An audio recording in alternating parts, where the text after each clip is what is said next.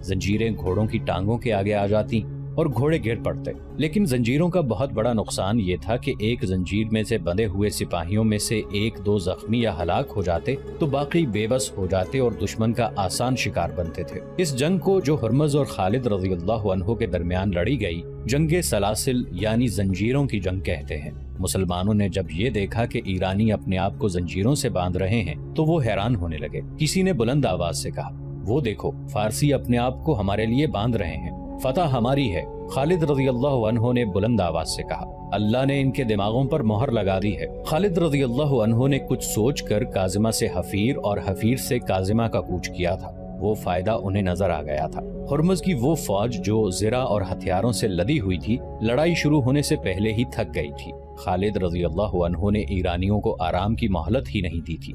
अब ईरानियों ने अपने आप को जंजीरों में बांध लिया था। खालिद रज़ियल्लाहु अन्हु ने सोच लिया कि वो क्या चाल चलेंगे और ईरानियों को किस तरह लड़ाएंगे।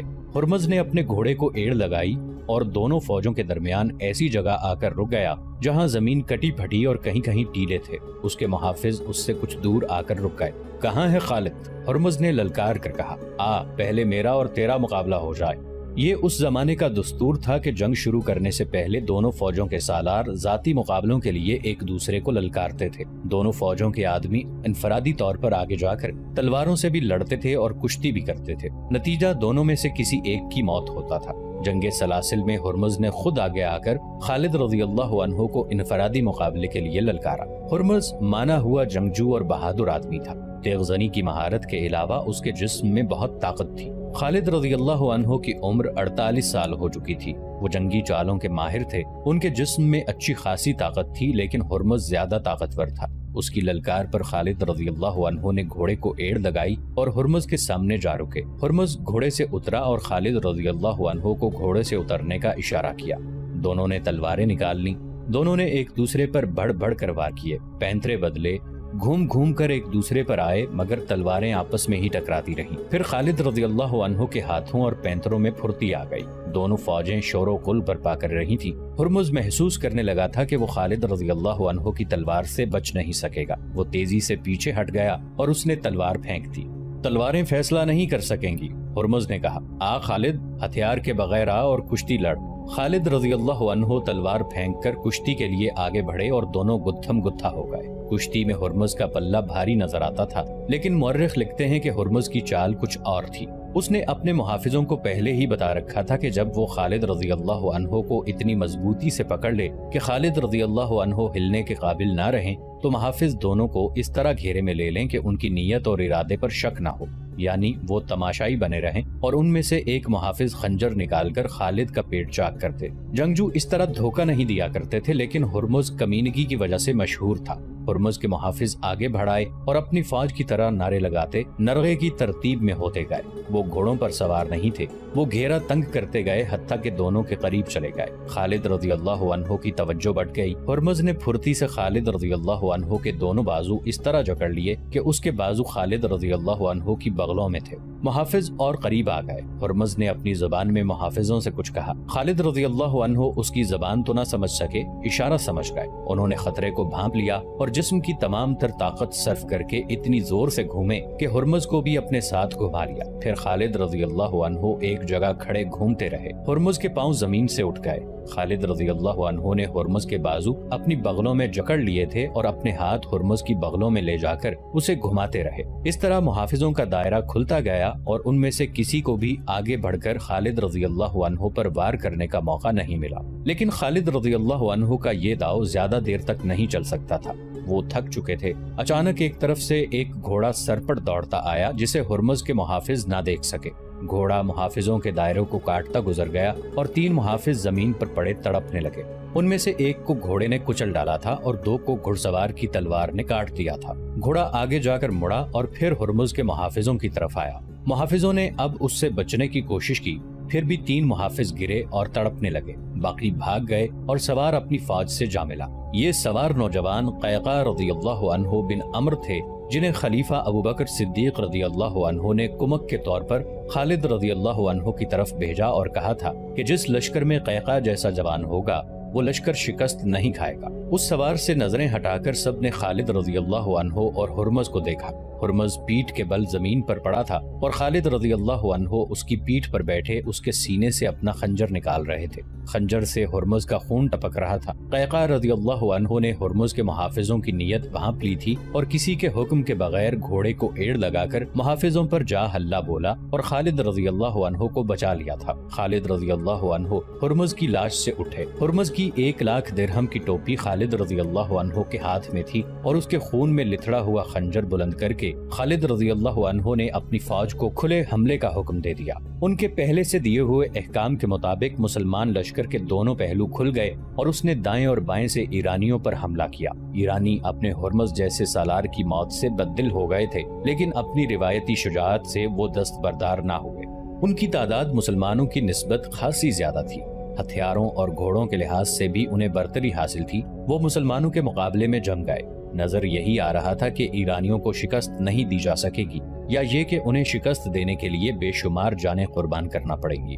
ایرانی سپاہی 5-5، 7-7، 10-10 ایک زنجیر سے بندھے ہوئے تھے اور ہر طرف سے آنے والے حملے روک رہے تھے۔ خالد رضی اللہ عنہ نے انہیں تھکانے کے لیے گھڑ سواروں کو استعمال کیا۔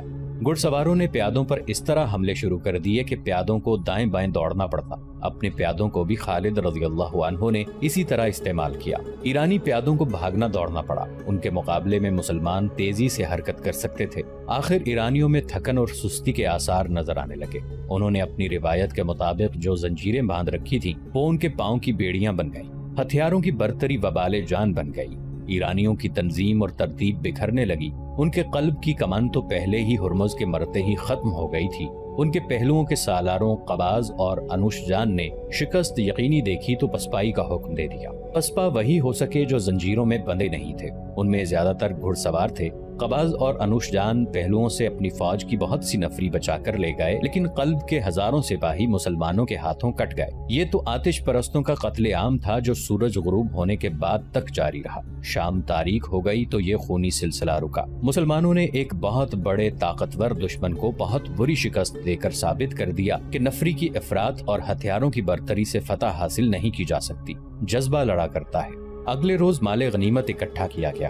خالد رضی اللہ عنہ نے اسے 5 حصوں میں تقسیم کیا۔ 4 حصے اپنے لشکر میں تقسیم کر دیے اور ایک حصہ مدینہ میں خلیفہ ابو بکر رضی اللہ عنہ کو بھیج دیا۔ ہرمز کی 1,00,000 درہم کی ٹوپی بھی خالد رضی اللہ عنہ نے خلیفہ کو بھیج دی۔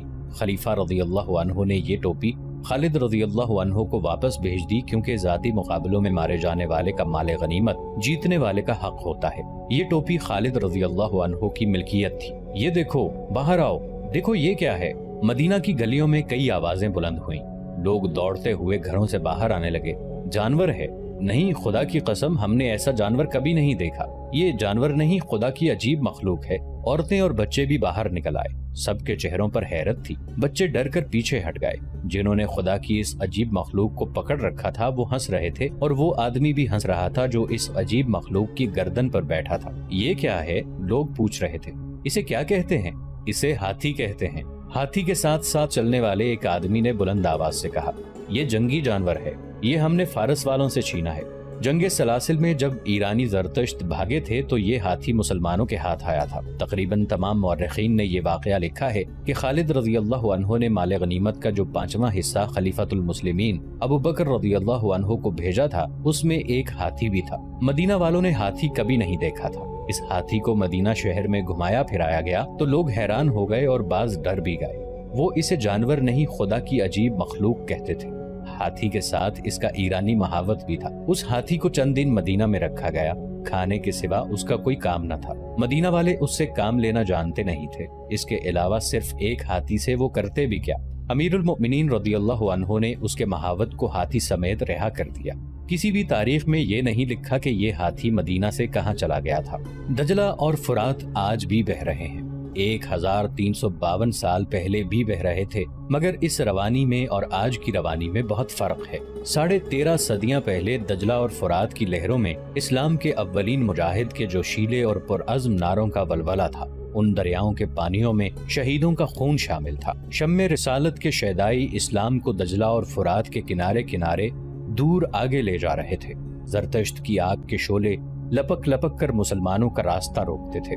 मुसलमान बढ़ते ही चले जा रहे थे। उनका बढ़ना सहल नहीं था। वो फारसियों की शहनशाही में दाखिल हो चुके थे। उनकी नफरी और जिस्मों की ताजगी कम होती जा रही थी और दुश्मन की जंगी कुव्वत हैबतनाक थी। कभी यूं लगता था जैसे आतिश परस्त फारसियों की जंगी ताकत मुसलमानों के कलील लश्कर को अपने पेट में खींच रही है। अप्रैल 633 ईस्वी का तीसरा और सफर 12 हिजरी का पहला हफ्ता था। खालिद रज़ी अल्लाह अन्हु काजिमा के मकाम पर आतिश परस्त ईरानियों को शिकस्त देकर आगे एक मकाम पर पहुंच गए थे। उन्होंने 2 ही हफ्ते पहले ईरानियों को शिकस्त दी थी। ये पहला मौका था कि मुसलमानों ने इतनी बड़ी शहनशाही से टक्कर ली थी जिसकी जंगी कुव्वत से जमीन कांपती थी। अमीरुल मोमिनीन अबू बकर रज़ियल्लाहु अन्हु ने कहा था कि अभी हम इतनी बड़ी ताकत से टक्कर लेने के काबिल नहीं हैं, लेकिन उन्होंने ये भी महसूस कर लिया था कि टक्कर लेना नागुज़ीर हो गया है, वरना ज़रतश्त मदीना पर चढ़ दौड़ेंगे। उनके अज़ाइम ऐसे ही थे। वो मुसलमानों से नफरत करने वाले लोग थे और अपनी बादशाही में मुसलमानों पर बहुत जुल्म किया करते थे। अमीरुल मोमिनीन ने खालिद रज़ियल्लाहु अन्हु को यमामा से बुलाकर ज़रतश्तों के खिलाफ भेजा था। खालिद रज़ियल्लाहु अन्हु को रसूल करीम सल्लल्लाहु अलैहि वसल्लम ने सैफुल्लाह का खिताब अता फरमाया था। अब खलीफा अव्वल अबू बकर रज़ियल्लाहु अन्हु ने भी कहा था, अल्लाह की तलवार के बगैर हम फारस की बादशाही से टक्कर नहीं ले सकते। खालिद रज़ियल्लाहु अन्हु ने यह साबित कर दिया था कि वो अल्लाह की तलवार हैं। फारस की शहनशाही की गद्दी मदाइन में थी। फारस का शहनशाह उर्दशेर मदाइन में शहनशाहों की तरह तख्त पर बैठा था। उसकी गर्दन उन शहनशाहों की तरह अकड़ी हुई थी जो अपने आप को नाकाबिले तस्खीर समझते थे। उसके तख्त के दाएं बाएं ईरान का हुस्न मचल रहा था। वो तख्त से उठने ही लगा था कि उसे इत्तला दी गई कि उबला के महाज से कासिद आया है। फौरन बुलाओ, उर्दशेर ने शाहाना रऊनत से कहा। इसके सिवा वो और क्या खबर लाया होगा कि हुर्मज ने मुसलमानों को कुचल डाला है। क्या हैसियत है अरब के इन बद्दुओं की जिन्होंने खजूर और जौ के सिवा खाने की कभी कोई चीज नहीं देखी। कासिद दरबार में दाखिल हुआ तो उसका चेहरा और उसकी चाल बता रही थी कि वो अच्छी खबर नहीं लाया। उसने एक बाजू सीधा ऊपर किया और झुक गया। सीधे हो जाओ, उर्दशेर ने फातिहाना लहजे में कहा। हम अच्छी खबर सुनने के लिए इतना इंतजार नहीं कर सकते। क्या मुसलमानों की औरतों को भी पकड़ा गया है? बोलो, तुम खामोश क्यों हो? ज़रतश्त की 1000 रहमत तख्ते फारस पर। कासिद ने दरबार के आदाब के ऐन मुताबिक कहा। शहनशाह उर्दशेर की शहनशाही, खबर क्या लाए हो? उर्दशेर ने गरज कर पूछा। आली मकाम हुर्मज ने कुमक मांगी है। कासिद ने कहा। हुर्मज ने? उर्दशेर चौंक कर आगे को झुका और उसने हैरान होकर पूछा, कुमक मांगी है? क्या वो मुसलमानों के खिलाफ लड़ रहा है? क्या वो पसपा हो रहा है? हमने सुना था कि मुसलमान लुटेरों के एक गिरोह के मानिंद हैं। क्या हो गया है हुर्मज को? क्या उसने सिपाह को जंजीर से नहीं बांधा था? बोलो। दरबार पर सन्नाटा तारी हो गया, जैसे वहां कोई भी ना हो और दरो दीवार चुपचाप हो।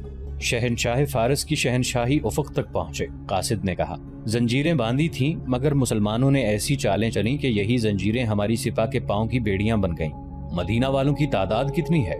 बहुत थोड़ी शहनशाह फारस, कासिद ने जवाब दिया। हमारे मुकाबले में उनकी तादाद कुछ भी नहीं थी, लेकिन दूर हो जाओ हमारी नजरों से। शहनशाह उर्दशेर गरजा और जरा सोच कर बोला, कारन को बुलाओ। कारन बिन करियानिस ईरानी फौज का बड़ा ही काबिल और दलेर सिपा सालार था। वो भी हुर्मुज की तरह लाख दिरहम का आदमी था और हुर्मुज की टोपी की तरह टोपी पहनता था। इत्तला मिलते ही वो दौड़ा आया। कारन, उर्दशेर ने कहा, क्या तुम इस खबर को सच मान सकते हो कि हुर्मुज ने मुसलमानों के खिलाफ लड़ते हुए कुमक मांगी है? उर्दशेर ने दरबारियों पर निगाह दौड़ाई तो तमाम दरबारी उठ खड़े हुए। सब ताजीम को झुके और बाहर निकल गए। उर्दशेर कारन के साथ तन्हाई में बात करना चाहता था। क्या ये कासिद मुसलमानों का आदमी तो नहीं जो हमें धोखा देने आया हो?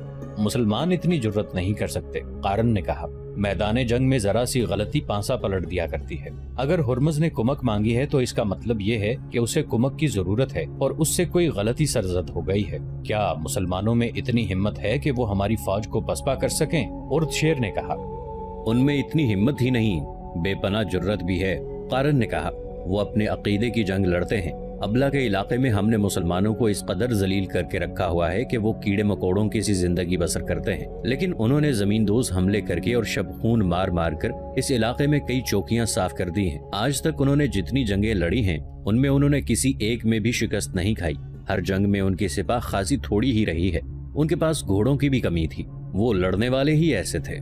शहनशाह उर्दशेर ने कहा, उनमें कोई भी हमारी फौज का मुकाबला नहीं कर सकता, लेकिन मुसलमानों ने मुकाबला कर लिया है। قارن نے کہا، اور ہمارا اتنا زبردست سالار ہرمز کمک مانگنے پر مجبور ہو گیا ہے۔ شہنشاہ فارس دشمن کو اتنا حقیر نہیں جاننا چاہیے، ہمیں اپنے گریبان میں دیانتداری سے جھانکنا ہوگا۔ فارس کی شہنشاہی کا طوطی بولتا تھا، لیکن ہمیں اس حقیقت کو نظر انداز نہیں کرنا چاہیے کہ رومی ہم پر غالب آ گئے تھے، اور ہمیں یہ حقیقت بھی فراموش نہیں کرنی چاہیے کہ ہم رومیوں کا سامنا کرنے سے ہچکچاتے ہیں۔ اس نئی صورتحال کا جائزہ دیانتداری سے لیں شہنشاہ فارس۔ ہرمز نے اگر کمک مانگی ہے تو اس کا مطلب یہ ہے کہ مسلمان اس کے لشکر پر غالب آ گئے ہیں۔ میں نے تمہیں اسی لیے بلایا ہے کہ تم ہی ہرمز کی مدد کو پہنچو۔ ارد شیر نے کہا، اگر ہرمز گھبرا گیا ہے تو اس کی مدد کے لیے اگر اس سے بہتر سالار نہ جائے تو اسی جیسے سالار کو جانا چاہیے۔ تم ایسا لشکر تیار کرو جسے دیکھتے ہی مسلمان سوچ میں پڑ جائیں کہ لڑیں یا مدینہ کو بھاگ جائیں۔ Foreign قارن، foreign. قارن نے اسے سلام کیا اور لمبے لمبے ڈھگ برتا چلا گیا۔ ایرانیوں کا سالار قارن بن قریانس تازہ دم لشکر لے کر ابلا کی طرف روانہ ہو گیا۔ وہ پوری امید لے کر جا رہا تھا کہ مسلمانوں کو تباہ و برباد کر کے لوٹے گا۔ وہ اپنے لشکر کو دجلہ کے بائیں کنارے کے ساتھ ساتھ لے جا رہا تھا۔ اس کی رفتار خاصی تیز تھی۔ اس نے مزار کے مقام پر لشکر کو دریائے دجلہ پار کرایا اور جنوب میں دریائے موقل تک پہنچ گیا۔ جب وہ دریائے موقل کے پار گیا تو اسے ہرمز کے لشکر کی ٹولیاں آتی دکھائی دیں۔ سپاہی بڑی بری حالت میں تھے۔ تم پر زرتشت کی لعنت ہو، قارن نے پہلی ٹولی کو روک کر اور ان کی حالت دیکھ کر کہا، کیا تم مسلمانوں کے ڈر سے بھاگ آئے ہو؟ سپہ سالار ہرمز مارا گیا، ٹولی میں سے ایک سپاہی نے کہا۔ دونوں پہلوؤں کے سالار قباز اور انوشان بھی بھاگ آئے ہیں، وہ شاید پیچھے آ رہے ہوں۔ قارن بن قریاس ہرمز کی موت کی خبر سن کر سن ہو کر رہ گیا۔ اس نے یہ پوچھنے کی بھی جرت نہ کی کہ ہرمز کس طرح مارا گیا ہے۔ قارن کا سر جھک گیا تھا۔ اس نے جب سر اٹھایا تو دیکھا کہ فارس کے فوجیوں کی قطاریں چلی آ رہی تھیں۔ اپنے تازہ دم لشکر کو دیکھ کر بھاگے ہوئے یہ فوجی وہیں رکنے لگے۔ اتنے میں ہرمز کی فوج کے دوسرے سالار قباز اور انوش جان بھی آ پہنچے۔ انہیں دور سے آتا دیکھ کر قارن نے اپنے گھوڑے کی لگام کو جھٹکا دیا۔ گھوڑا چل پڑا۔ قارن نے اپنے دونوں شکست خوردہ سالاروں کے سامنے جا گھوڑا روکا۔ میں سن چکا ہوں ہرمز مارا گیا ہے، قارن نے کہا، لیکن مجھے یقین نہیں آتا کہ تم دونوں بھاگ آئے ہو۔ کیا تم گمار اور اجڑ عربوں سے شکست کھا کر آئے ہو؟ میں اس کے سوا اور کچھ نہیں کہنا چاہتا کہ تم بزدل ہو اور تم اس رتبے اور عہدے کے قابل نہیں ہو۔ کیا تم نہیں چاہتے کہ مسلمانوں کو تباہ و برباد کر دیا جائے؟ کیوں نہیں چاہتے؟ قباز نے کہا، ہم کہیں چھپنے کے لیے پیچھے نہیں آئے، ہمیں ہرمز کی شیخیوں نے مروایا ہے۔ میں تسلیم کرتا ہوں کہ اسلامی فوج کے پاس بڑے ہی قابل اور جرت والے سالار ہیں، لیکن وہ اتنے بھی قابل نہیں کہ ہماری فوج کو یوں بھگا دیتے۔ قارن، انوش جان نے کہا، ہماری فوجی قیادت میں یہی سب سے بڑی خرابی ہے جس کا مظاہرہ تم نے بھی کیا ہے۔